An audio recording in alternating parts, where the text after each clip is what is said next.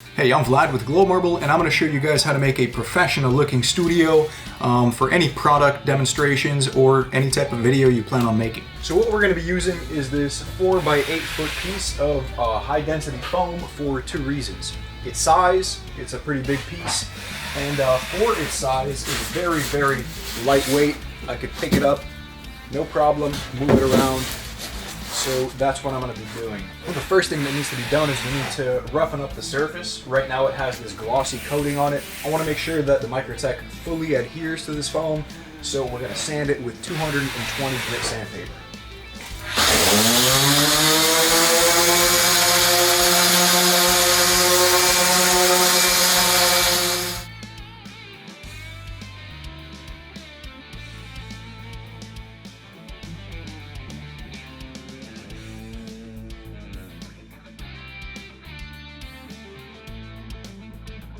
And now I created all this dust that I have to get rid of. I'm going to wash it off with some denatured alcohol.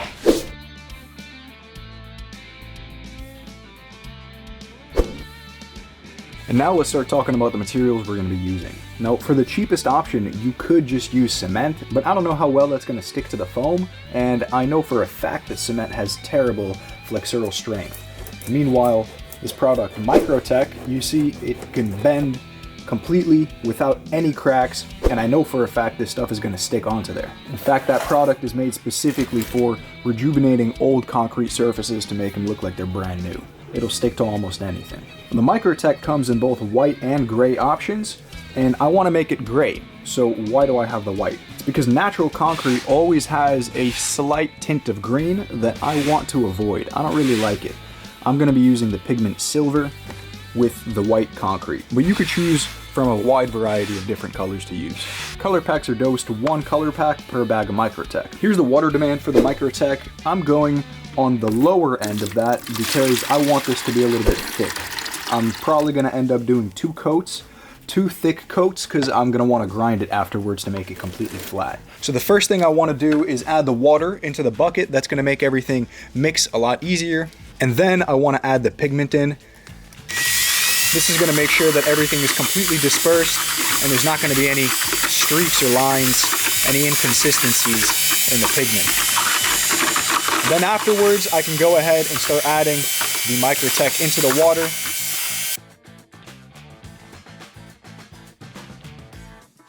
And you see all those clumps of unmixed material? I want to keep mixing until all of that is gone. But to speed that process up, actually, I'm going to hit the corners and edges of that bucket to make sure all that unmixed material on the sides gets incorporated.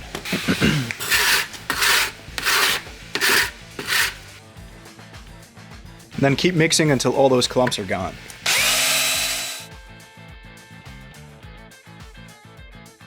And now what I want to do is distribute this mix evenly across the entire surface before I start spreading it out with the trowel.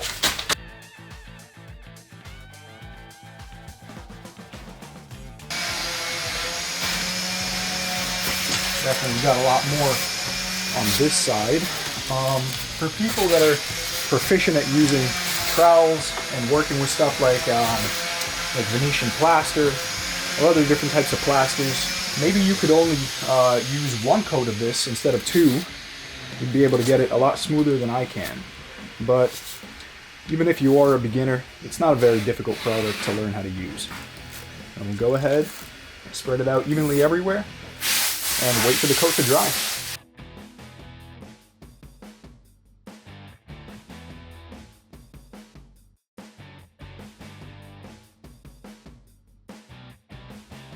And you can see it's starting to cure. It's not fully cured. It's still soft, so I'm going to take this opportunity right now to kind of scratch off any of the high points that I have while it's still malleable.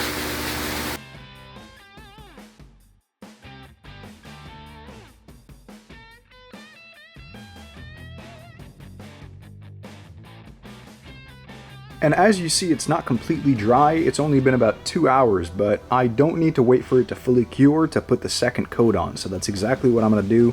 I'm going to do exactly the same thing I did in the first coat.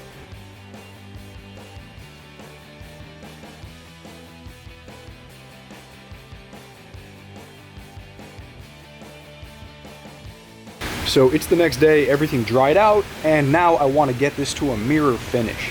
Usually how you do that is by polishing.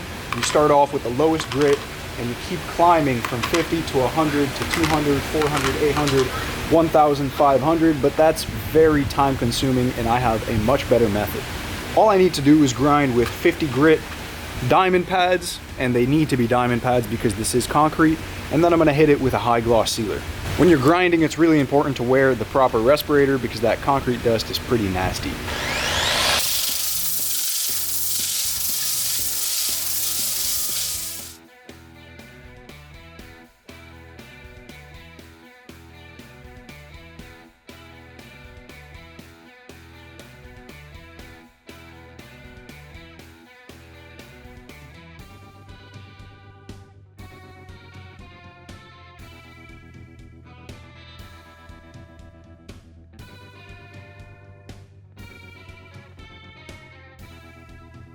Now I'm going to go ahead and wash off all this dust with some denatured alcohol.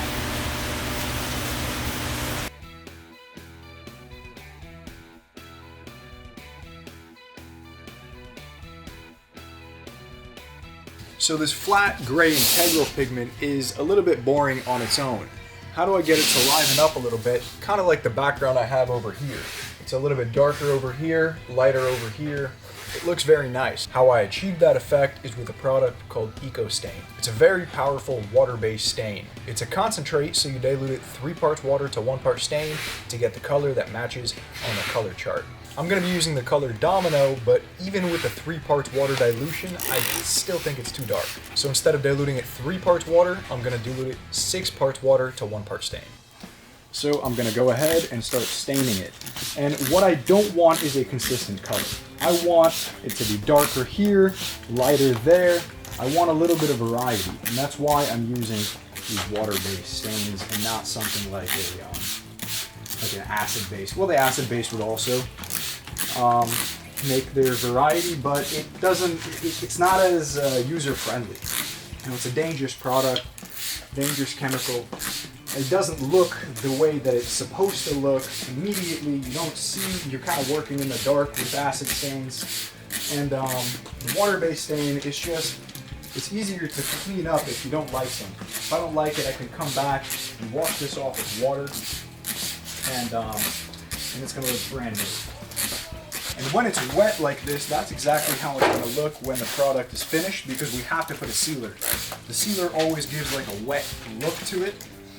So as this material dries, it becomes lighter. That's not what it looks like in the end process. This, while it's wet, is what the finished product is going to closely resemble.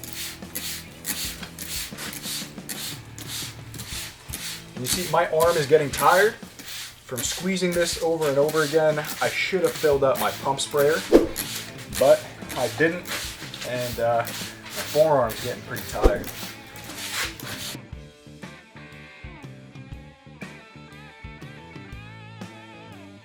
Still a little bit too dark for my liking, so I'm probably going to come back and wash off a little bit of this stuff with some denatured alcohol just to make it a little brighter.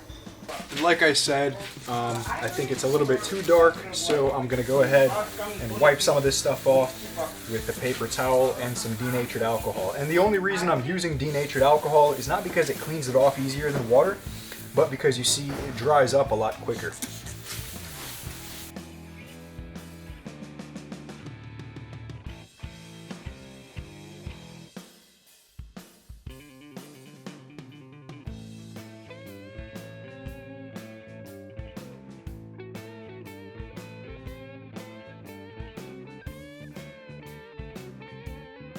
So it's the next day, and it's time to put the sealer on. You got to make sure that everything is completely dry before you put the sealer, or else you're going to get moisture trying to escape, and it's going to peek out from underneath it, start flaking, start discoloring. This is bone dry, so I'm ready to put it on. I'm going to be using HS200, which is an acrylic sealer. The only reason I'm using it is because it's a one-component sealer, not part A, part B. It's just spill it out and use it.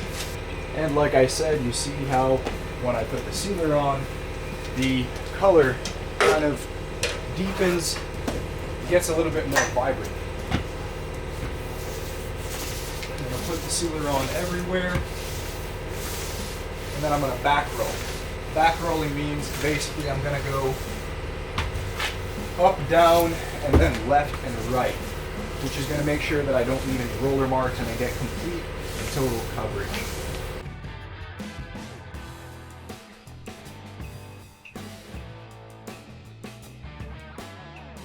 So it's the next day, and before talking about how we're going to fasten it to the wall, I want to point out that the sealer does go into a contact with the foam. It starts eating it a little bit. It's not that much of a big deal, but just avoid that much contact between the foam and the sealer. Try to keep it all on top of the concrete surface. Now, to attach it onto the foam, all I'm going to use is some eye hooks, and you might be thinking it's not going to hold, but I tried it on a sample piece and I couldn't pull the hook out of the foam. So even though the foam did get a little bit heavier, I'm confident that the eye hooks are going to hold it. And to screw it in, you don't need any special equipment. You literally just screw it in with your hands, and don't add any pressure. Just let the screw work its way into there without adding any extra pressure.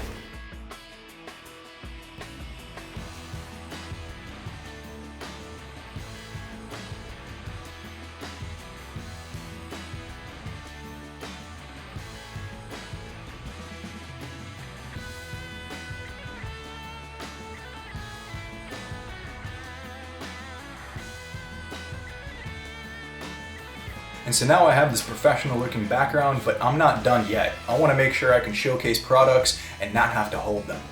So for that, I'm going to be using this countertop that I resurfaced with the same material, MicroCement. This countertop used to be one of those cheap looking countertops that kind of look like stone, but they're not fooling anybody, and so I resurfaced it. If you want to see the video on how I resurfaced this countertop, the video is going to be in the corner of one of your screens. So now you can go ahead, set up all your equipment,